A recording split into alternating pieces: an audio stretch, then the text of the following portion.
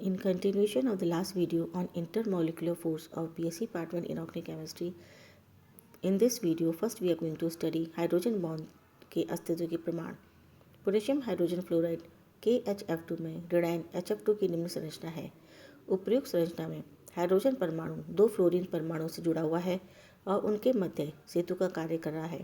Hydrogen परमाणु एक और फ्लोरीन परमाणु से हाइड्रोजन बंध द्वारा और दूसरी और फ्लोरीन परमाणु से सहसंयोजक बंध द्वारा जुड़ा हुआ है।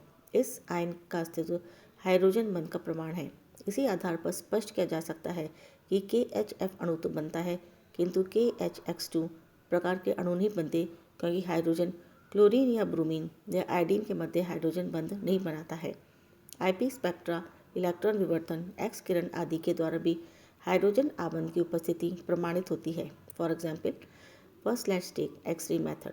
इस विधि के द्वारा किसी अणु में विद्यमान विभिन्न परमाणुओं के बीच की दूरी ज्ञात की जा सकती है। इसके द्वारा x और y तक की पूरी दूरी का पता लगाया जा सकता है, जबकि x और y के बीच सहसंयोजक तथा एक हाइड्रोजन बंध होते हैं। हाइड्रोजन बंध युक्त XY युग्म की दूरी बिना हाइड्रोजन बंध के XY युग्म की दूरी से कम होती है। यदि हाइड्रोजन युक्त किसी यौगिक जैसे XHY में XY दूरी में कोई असमानता होती है, तब हाइड्रोजन बंध के होने का ज्ञान होता है। फॉर एग्जाम्पल एक्स-रे विवर्तन द्वारा HF अणु में HF की दूरी का मान 1.00 एंगस्ट्रॉम होता है, किंतु दो फ्लोरीन परमाणु के बीच की दूरी 2.55 होती है, जिससे स्पष्ट होता है कि हाइड्रोजन बंध की लंबाई 1.55 एंगस्ट्रॉम है। इंफ्रारेड स्पेक्ट्रोस्कोपी, यह भी हाइड्रोजन बंध की उपस्थिति का प्रमाण देते हैं। इंफ्रारेड स्पेक्ट्रम में हाइड्रोजन बंध स्पेक्ट्रम का स्थान मुक्त मूलक की तुलना में निम्न क्षेत्र में आता है। उदाहरण के लिए मुक्त OH मूलक का इंफ्रारेड स्पेक्ट्रम में मान 3600 पर सेंटीमीटर होता है, किंतु जब ये OH मूलक किसी अधिक विद्युत ऋणात्मक परमाणु के साथ हाइड्रोजन बंध बना लेते हैं, तब इसका स्थान 3300 पर सेंटीमीटर के आसपास होता है। अर्थात यौगिक का इंफ्रारेड स्पेक्ट्रम लेकर उसमें हाइड्रोजन बंध की उपस्थिति की भी पहचान की जा सकती है। अब हम पढ़ते हैं हाइड्रोजन बंध के यौगिकों में भौतिक गुणों पर प्रभाव। Effect of hydrogen bond on the physical properties of compounds. Intermolecular व इंट्रामॉलिक्यूलर टाइप प्रकार के हाइड्रोजन बंध का यौगिकों के भौतिक गुणों पर प्रभाव पड़ता है।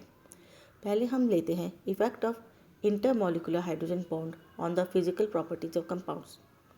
First, molecular mass. कुछ यौगिक के प्रयोगों द्वारा ज्ञात किए गए अणुभार रासायनिक सूत्र के द्वारा परिकलित भारों की तुलना में अधिक होते हैं, यानी भारों के मानों की तुलना में अधिक होते हैं। ऐसा होने के कारण हाइड्रोजन बंध है। कुछ यौगिक हाइड्रोजन बंध बनने के कारण एसोसिएटेड हो जाते हैं। उदाहरण के लिए एसिटिक एसिड का जो अणुभार सूत्र के अनुसार 60 होना चाहिए, परंतु प्रयोग द्वारा यह मान 120 ज्ञात होता है। अणुभार में वृद्धि का कारण एसिटिक एसिड के दो अणुओं का हाइड्रोजन बंध द्वारा एसोसिएटेड होना है। एसिटिक एसिड की तरह बेंजोइक एसिड भी हाइड्रोजन बंध के द्वारा एसोसिएशन प्रदर्शित करता है। सेकेंड फैक्टर, भौतिक अवस्था। इंटरमॉलिक्यूलर हाइड्रोजन बंध के कारण अणुओं का एसोसिएशन हो जाता है, जिससे अणु इतना निकट आ जाते हैं कि वे ठोस या द्रव में परिवर्तित हो जाते हैं, और इनको निम्नलिखित उदाहरण द्वारा समझा जा सकता है। H2O HTS, H2O और H2S सामान्य ताप पर H2O द्रव है, जबकि H2S गैस है। H2O में हाइड्रोजन बंध के द्वारा परस्पर एसोसिएशन हो जाता है, जिसके कारण इसके अणु इतने अधिक निकट आ जाते हैं कि यह द्रव का रूप ग्रहण कर लेता है, जबकि H2S अणु में एसोसिएशन ही होता है, क्योंकि हाइड्रोजन बॉन्ड नहीं होता है, इसलिए यह गैस अवस्था में ही रहता है। HF और HCl, HF के अणु में भी हाइड्रोजन बंध के कारण एसोसिएशन हो जाता है, जिस कारण यह सामान्य ताप पर द्रव अवस्था प्रदर्शित करता है, किंतु HCl अणु में हाइड्रोजन बंध की अनुपस्थिति में क्लोरीन के बड़े आकार व कम विद्युत ऋणायन होने के कारण HCl सामान्य तापक्रम पर गैस अवस्था में रहता है। तीसरा हम देखते हैं melting points and boiling points. ठोस को द्रव में तथा द्रव को गैस में परिवर्तित करने के लिए उनके अणुओं को ऊष्मा द्वारा दूर किया जाता है। किसी भी यौगिक के अणु के मध्य जितना अधिक इंटरमॉलिक्यूलर फोर्स ऑफ अट्रैक्शन होगा, उसके अणुओं को अलग करने के लिए उतनी ही ऊर्जा देनी होगी, जिससे मेल्टिंग पॉइंट्स एवं बॉइलिंग पॉइंट्स का मान भी बढ़ेगा। सामान्यतः एक ही समूह के तत्वों की यौगिकों की गलनांक एवं क्वथनांक अणुभार बढ़ने से बढ़ते हैं। किंतु H2O, NH3 और HF के गलनांक एवं क्वथनांक क्रमशः H2S, PH3 और HCl की तुलना में कुछ होते हैं, क्योंकि इनके अणु अपने ही अन्य अणुओं के साथ हाइड्रोजन बंध के द्वारा परस्पर जुड़ जाते हैं। इस एसोसिएटेड अणुओं जैसे H2O whole N, NH3 whole N, HF whole N आदि को वाष्पीकृत करने के लिए पहले इनमें मौजूद हाइड्रोजन बंध को तोड़ा जाता है, जिसके लिए अतिरिक्त ऊष्मा की आवश्यकता होती है, जिसके कारण इनके गलनांक एवं क्वथनांक उच्च हो जाते हैं। अर्थात NH3H2O तथा HF में के अत्यधिक गलनांक का कारण इनमें उपस्थित इंटरमॉलिक्यूलर हाइड्रोजन बॉन्ड है। नाइट्रोजन, ऑक्सीजन व फ्लोरीन अपने अपने वर्गों में उच्चतम विद्युत ऋणता वाले तत्व हैं, जिनमें प्रबल हाइड्रोजन बंध बनाने की प्रवृत्ति पाई जाती है। दूसरी ओर हल्के नीचे आने वाले तत्व अपनी कम विद्युत ऋणता के कारण हाइड्रोजन बंध नहीं बना सकते। निम्न चित्रों द्वारा भी स्पष्ट होता है कि सामान्यतः अणुभार कम होने पर मेल्टिंग पॉइंट्स व बॉइलिंग पॉइंट्स घटते हैं, किंतु समूह 15 में अमोनिया का, समूह 16 में H2O का तथा समूह 17 में HF का अपने अपने समूह में अणुभार सबसे कम होते हुए भी बॉइलिंग पॉइंट सबसे ऊंच होता है। समूह 14 में 17 के हाइड्राइडों के H2O से H2S तक, NH3 से PH3 तक या HF से HCl तक बढ़ने पर अणुभार में वृद्धि होती है, किंतु गलनांक में कमी होती है। इसके बाद अणुभार में वृद्धि के साथ मेल्टिंग पॉइंट में क्रमशः वृद्धि होती है। यह वृद्धि आणविक द्रव्यमान के कारण होती है। क्रमशः H2O, HF, NH3 के क्वथनांक अपने अगले समूह सदस्य की तुलना में हाइड्रोजन आबंधन के कारण उच्च होते हैं। F की उच्च विद्युत ऋणात्मकता के कारण HF में जल की तुलना में प्रबल हाइड्रोजन बंध पाया जाता है, परंतु HF का क्वथनांक जल की तुलना में कम होता है, जिसका कारण यह है कि जल का एक अणु 2 हाइड्रोजन को स्थापित करता है, जबकि HF का एक अणु केवल एक हाइड्रोजन बंध बनाता है। तो जो जल का एक अणु है वो 2 हाइड्रोजन बंध बनाता है और HF का एक अणु एक हाइड्रोजन बंध बनाता है। हाइड्रोजन बंध का प्रभाव कार्बनिक यौगिकों के गलनांक व क्वथनांक पर भी पड़ता है। उदाहरण के लिए समान अणुभार वाले एल्केन, एल्कीन और ईथर तो लगभग समान ताप पर उबलते हैं, परंतु उसी अणुभार वाले अल्कोहल का क्वथनांक इन सब में ज़्यादा होता है, जिसका कारण इसमें इंटरमॉलिक्यूलर हाइड्रोजन बॉन्ड है। अगर हम देखें तो CH3CH2CH3 है, इसका बॉइलिंग पॉइंट 28 डिग्री सेंटीग्रेड है और जो मॉलिक्यूलर मास है 44 है। CH3OCH3 का बॉइलिंग पॉइंट 25 डिग्री सेंटीग्रेड है और मॉलिक्यूलर वेट 45 है, -25 और -25 है, जबकि CH3CH2OH का बॉइलिंग पॉइंट 78 डिग्री सेंटीग्रेड है और मॉलिक्यूलर मास 46 है। तो हम देखते हैं कि इथेन और ईथर इन दोनों के जो बॉइलिंग पॉइंट्स है वो माइनस में है, जबकि जो इथेनॉल है उसका बॉइलिंग पॉइंट पॉजिटिव है और 78 डिग्री सेंटीग्रेड है। विलेयता, वे यौगिक जो जल के साथ हाइड्रोजन बंध स्थापित कर सकते हैं, जल में घुलनशील होते हैं, जैसे अल्कोहल और कार्बोक्सिलिक एसिड प्राय हाइड्रोजन बंध बनाने के कारण जल में घुलनशील होते हैं। इसके विपरीत एल्केन व एल्कीन जल के साथ हाइड्रोजन बंध न बना पाने के कारण अघुलनशील होते हैं। ये है, हम देखते हैं अल्कोहल की जल में विलेयता। अमोनिया का भी जल में विलेयता का कारण हाइड्रोजन बंधी है। डायमिथाइल ईथर भी जल में मिसिबल है, क्योंकि यह जल के साथ हाइड्रोजन बंध बना सकता है। इसके विपरीत डायमिथाइल थायोईथर जल में अमिश्रणीय है, क्योंकि सल्फर की विद्युत ऋणात्मकता कम होने के कारण जल के अणुओं के साथ हाइड्रोजन बंध नहीं बना पाते। इसी प्रकार बेंजीन तो जल में अविलेय है, किंतु पिरीडीन में नाइट्रोजन के उपस्थित होने के कारण हाइड्रोजन बंध बनता है, जिसके कारण यह जल में विलय हो जाती है। यदि किसी अणु में प्रति 3 कार्बन परमाणु के साथ एक ऑक्सीजन परमाणु उपलब्ध है तो वह जल में घुल जाता है, क्योंकि उसकी हाइड्रोजन बंध बनाने की संभावना होती है। परंतु यदि 4 कार्बन पर एक ऑक्सीजन उपस्थित हो तो वह जल में अविलय रहता है। जैसे डाइथाइल ईथर जल में अविलय है, जबकि डाइऑक्सी जिसमें 4 कार्बन पर 2 ऑक्सीजन है जल में अत्यंत विलय होता है। इसी प्रकार एसिटिलीन एसीटोन में अल्पता विलय है, जिसका कारण भी हाइड्रोजन बंध का विलय है। तो हम देखते हैं कि जो एसिटिलीन एसीटोन है वह अत्यंत विलय है, जिसका कारण भी हाइड्रोजन बंध का बनना है। एसिटिलीन जल में नहीं घुल पाती है, क्योंकि जल के अणु प्रबल अंतराणु हाइड्रोजन बंध के कारण परस्पर संयोजित रहते हैं वह एसिटिलीन के साथ हाइड्रोजन बंध नहीं बना पाते।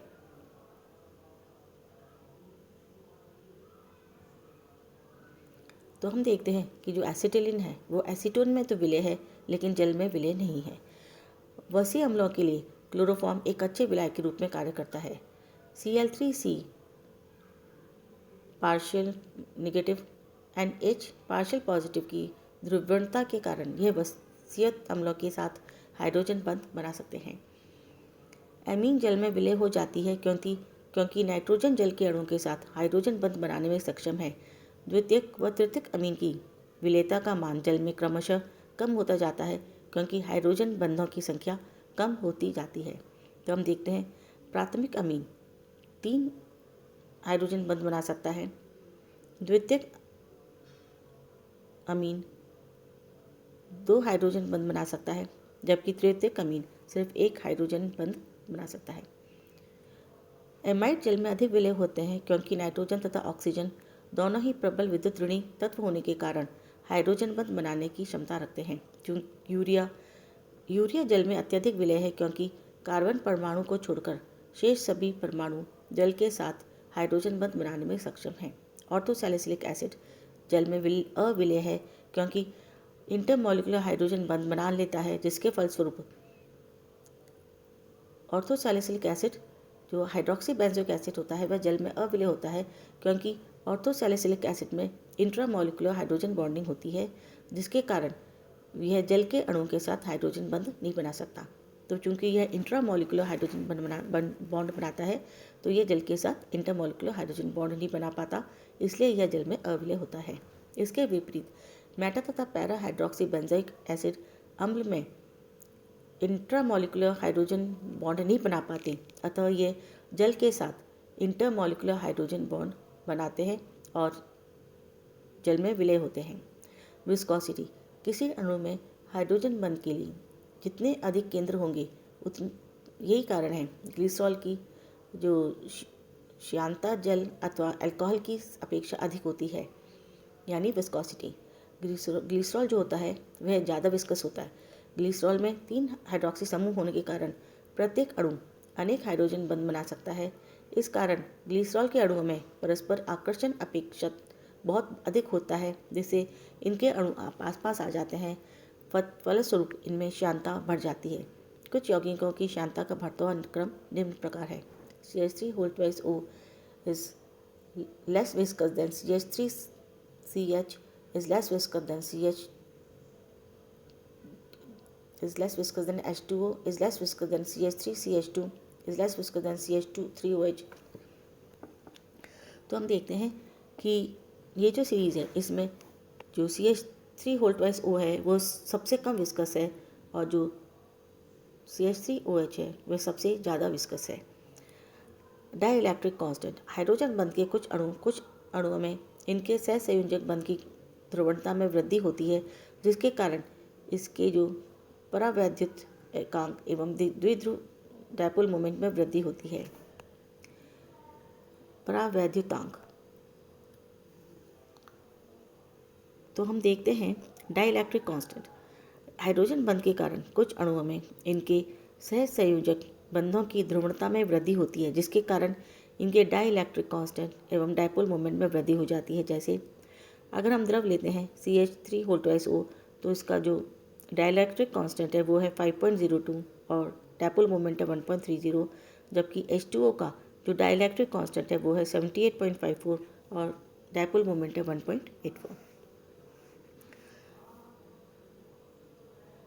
अनडिसोसिएशन इंटरमॉलिक्यूलर हाइड्रोजन बंधों के द्वारा एसोसिएशन हुए पदार्थों को प्रबल ध्रुवीय विलायकों में घोला जाता है, तो वे कभी कभी विलायक के अणुओं के साथ प्रबल आबंध बना लेते हैं, जिस कारण अनएसोसिएटेड हो जाते हैं।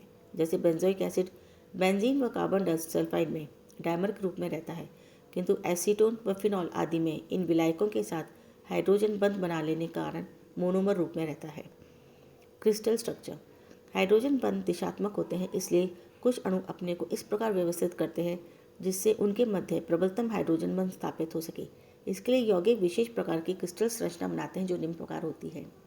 1 डायमेंशनल स्ट्रक्चर HF अणुओं में इंटरमॉलिक्यूलर हाइड्रोजन बॉन्ड के कारण एक विमीय रेखा संरचना बनती है, जैसे CH3OH व HCOOH में टेढ़ी मेढ़ी श्रृंखला बनती है। 2 डायमेंशनल स्ट्रक्चर, यह संरचना परतनुमा होती है। ऑक्जेलिक एसिड, बोरिक एसिड यह संरचना प्रदर्शित करते हैं। 3 डायमेंशनल स्ट्रक्चर, इसके अंतर्गत बर्फ के क्रिस्टल जालक आते हैं। क्लैथरेट कंपाउंड्स, इस प्रकार के यौगिकों में कुछ अणु हाइड्रोजन बंध द्वारा बंधकर एक पिंजरानुमा केज लाइक संरचना बनाते हैं, जिसके मध्य कुछ खाली स्थान रह जाता है और कोई अन्य अणु व परमाणु फंस जाता है। फंसे हुए अणु को मेहमान या गेस्ट कहा जाता है और यह मेजबान यानी होस्ट अणु के पिंजरे में तब तक मुक्त नहीं हो सकता जब तक कि उस क्रिस्टल को गर्म करके अथवा किसी विलायक में घोलकर हाइड्रोजन बंध को तोड़ न दिया जाए। उदाहरण के लिए ऑर्थोक्विनॉल के जलीय या अल्कोहलिक विलेन का ऑर्गन गैस के 10 to अगर हम देखें कि तो ऑर्थोक्विनॉल के जलीय व अल्कोहलिक विलेन का जो ऑर्गन गैस के लिए 10 से 14 वायुमंडलीय दाब पर क्रिस्टलन करने से पिंजर यौगिक प्राप्त होता है। और ये पिंजर यौगिक रासायनिक प्रकृति के नहीं होते, क्योंकि इनमें कोई बंध नहीं बनता। यहाँ ऑर्थोक्विनॉल से बने पिंजरे में आर्गन परमाणु मेहमान के रूप में बंद हो जाते हैं। जैसे हम ये देख रहे हैं, ये ऑर्थोक्विनॉल के परमाणु आपस में एसोसिएटेड हो गए और बीच में जो स्पेस आती है उसमें जो आर्गन के अणु हैं वो कैद हो जाते हैं। बर्फ का घनत्व, जल के अणु का ऑक्सीजन परमाणु sp3 हाइब्रिड अवस्था में होता है, जिसके कारण जल के अणु की चतुष्फलकीय आकृति होती है। बर्फ की क्रिस्टलीय संरचना में जल के अनेक अणु एक दूसरे के साथ चतुष्फलकीय क्रम में हाइड्रोजन बंध के द्वारा जुड़े रहते हैं। अतः बर्फ के क्रिस्टलों में अनेक चतुष्फलकीय इकाइयाँ होती हैं। प्रत्येक चतुष्फलक का प्रत्येक ऑक्सीजन परमाणु 4 हाइड्रोजन परमाणु से घिरा रहता है। इस प्रकार जल का एक अणु 4 अन्य जल के अणुओं से घिरा रहता है। चतुष्फलकों के फलकों में काफ़ी स्थान रिक्त रहता है, जिस कारण बर्फ का घनत्व पानी से कम होता है और बर्फ पानी से हल्की होती है तथा उसके ऊपर तैरती है। 4 डिग्री सेंटीग्रेड पर जल का घनत्व अधिकतम होता है। सामान्यतः किसी द्रव को ठंडा करके ठोस अवस्था में बदलने पर घनत्व बढ़ता है, लेकिन जल को ठंडा करने पर उसका घनत्व 4 डिग्री सेंटीग्रेड तक तो बढ़ता है, पर उसके बाद कम होने लगता है। अर्थात 4 डिग्री सेंटीग्रेड पर जल का घनत्व अधिकतम होता है। इसका कारण ये है कि जल को 0 डिग्री सेंटीग्रेड से 4 डिग्री सेंटीग्रेड तक भी गर्म किया जाता है। तब इस ताप परिसर में जल में उपस्थित हाइड्रोजन बंध टूट जाते हैं, जिससे जल के अणु एक दूसरे के निकट आ जाते हैं। इसके फलस्वरूप जल का संकुचन हो जाता है और उसका घनत्व बढ़ जाता है। 4 डिग्री सेंटीग्रेड से ऊपर प्रसार की मात्रा अधिक हो जाने के कारण जल के अणु पुनः एक दूसरे से दूर होने लगते हैं, जिससे घनत्व कम हो जाता है। हैलोजन अम्ल की अम्लीय प्रबलता, acidic strength of halogen acids. Halogen acids में सबसे दुर्बल अम्ल HF तो सबसे प्रबल अम्ल HI है। HF में फ्लोरीन की अधिक विद्युत ऋणता के कारण इंत्राणुक हाइड्रोजन बंध द्वारा अणुओं का संगुणन हो जाता है, जिससे कि वह आसानी से प्रोटॉन आयन का त्याग नहीं कर सकता है और दुर्बल अम्ल रहता है। इसके ठीक विपरीत आयोडीन की कम विद्युत ऋणता तथा बड़े आकार के कारण HI के अणु हाइड्रोजन बंध के द्वारा संगुणित नहीं हो पाते हैं, अतः आसानी से प्रोटॉन आयन का त्याग कर देते हैं, अतः प्रबल अम्ल कहलाता है। कार्बोक्सिलिक एसिड्स के डिसोसिएशन कांस्टेंट, किसी भी आयन का स्थायित्व उस अम्ल के डिसोसिएशन कांस्टेंट के मान पर निर्भर करता है।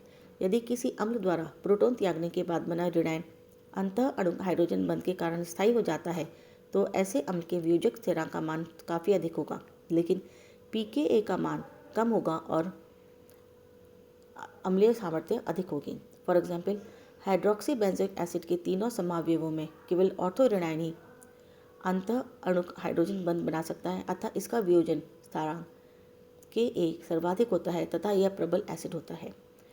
हाइड्रोक्सी बेंजोइक एसिड के विभिन्न समावयवों का प्रमाण हम देखते हैं कि जो ऑर्थो हाइड्रोक्सी है उसका -log pKa 2.98 है, मेटा का 4.03 है और पैरा का 4.58 है। 2,6 dihydroxy benzoic acid salicylic acid की तुलना में भी बहुत अधिक प्रबल अम्ल है, क्योंकि 2,6 डाइहाइड्रोक्सी बेंजोइक एसिड का जो ऋणायन होता है वो 2 हाइड्रोजन बंध बनाकर बहुत अधिक स्थायी हो जाता है। अंतः अणिक हाइड्रोजन बंध का यौगिकों के भौतिक गुणों पर प्रभाव, effect of intramolecular hydrogen bond on the physical properties of compound. गलनांक एवं क्वथनांक, संगुणन के कारण यौगिकों के गलनांक एवं क्वथनांक उच्च हो जाते हैं, जबकि कीलेशन के कारण निम्न हो जाते हैं। एक अणु का इसके दूसरे अणु के प्रति कीलेशन के कारण आकर्षण कम हो जाता है, जिससे गलनांक एवं क्वथनांक के मान कम हो जाते हैं। इसे निम्न उदाहरण द्वारा समझा जा सकता है। क्लोरोफिनॉल के क्वथनांक निम्न क्रम में हैं। ऑर्थोक्लोरोफिनॉल 173 degree centigrade, metachlorophenol 214 degree centigrade एवं पैराक्लोरोफिनॉल 223 डिग्री सेंटीग्रेड। तो हम देखते हैं कि जो ऑर्थोक्लोरोफिनॉल है वो इंटरमॉलिक्यूलर हाइड्रोजन बॉन्डिंग बनाता है, इसलिए उसका बॉइलिंग पॉइंट सबसे कम है। नाइट्रोबेंजीन